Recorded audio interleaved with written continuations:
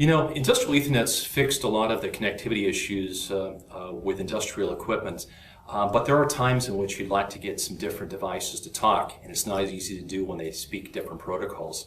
Take, for example, a real common application we see where you've got a variable frequency drive, a VFD, that perhaps talks Modbus, and you'd like to get that to communicate with your Control Logics PLC that talks Ethernet IP.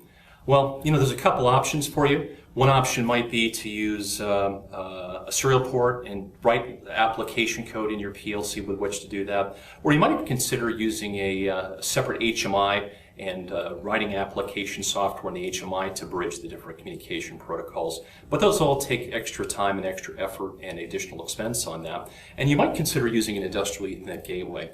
That looks something like this unit here. That's a small dedicated device that's self-contained and has application programs to make this really easy for you. In the case of the VFD, you've got a serial port here that connects to your VFD, and then you've got Ethernet here that connects to your Control Logics or whatever PLC you may be using in this application. The basic operation of this is to maintain an internal image of the data within your VFD.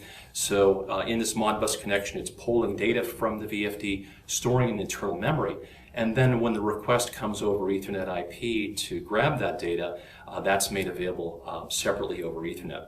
Now, this is the MGate 5105, and it has a couple unique features on it. We talked about the serial interface in Ethernet. You may notice there are two Ethernet ports here. That can be used in applications when you may want to interface via Modbus TCP to the second device instead of serial. Or more commonly, a lot of people like to use this for bridging multiple devices. It's a built-in switch, meaning you can have a drop into the panel for one connection and then have your PLC on Ethernet for the second connection. There's also a dedicated setup port for a console. Redundant power in here comes in, as well as a fault relay for fault status. And lastly, a little hard to see, there's a micro SD card slot that allows you to back up your configuration. So if there's ever a need to do remove and replace of it, you can quickly set this up in a matter of minutes. So let's just take a minute here and see how easy this is to set up. Now, there's a couple options to setting up your MGate. The first option is using the Windows software we provide. It's also available from our website. We call that MGate Manager. Another option that's my personal favorite is just utilizing a web browser, since the MGate has a built-in web server.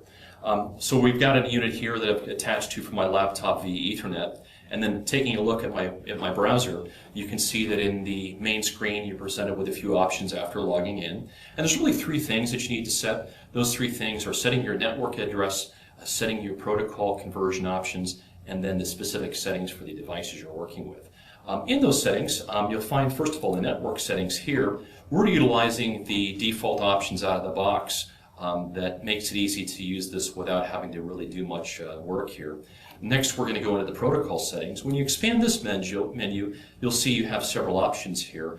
Let's start with the protocol conversion type. For this example, we're going to use Ethernet IP to Modbus. So let's make that first option and submit those changes. Since we've selected a serial connection for our VFD, we need to go in and set the serial port settings. In this case, we're going to select 9600 bits per second. We'll keep even parity, 8 data bits, 1 stop bit, although we do want to change the interface to RS-485. So let's go ahead and make those changes active. Once we've done that, we'll go ahead and define the values we want to look at from the PLC. So we'll click on Modbus RTU. And here we know that the MGate's going to be a master. We're going to add some registers to pull. Let's call this the VFD, and we're going to read some data out of the VFD. We're going to start from register 5, and let's just keep this for reading 10 registers, and we'll submit these for a polling cycle. Now at the bottom of the screen you can see here's what we're going to pull from this on a periodic data every 1,000 milliseconds or 1 second. You can change that if you prefer. Let's make these changes. And then last, let's go back over here to the Ethernet IP settings. Since this device is the adapter responding to the scanner that's within your Control Logics PLC, we'll accept these default settings and say submit. We're done. At this point, you can put it into service. However, you do have some issues when you're setting this up. We've got some convenient monitoring tools. If you come into system monitoring, you'll find a system status page that gives you a lot of diagnostic information, as well as a protocol analyzer that lets you see what's happening, including your I/O data.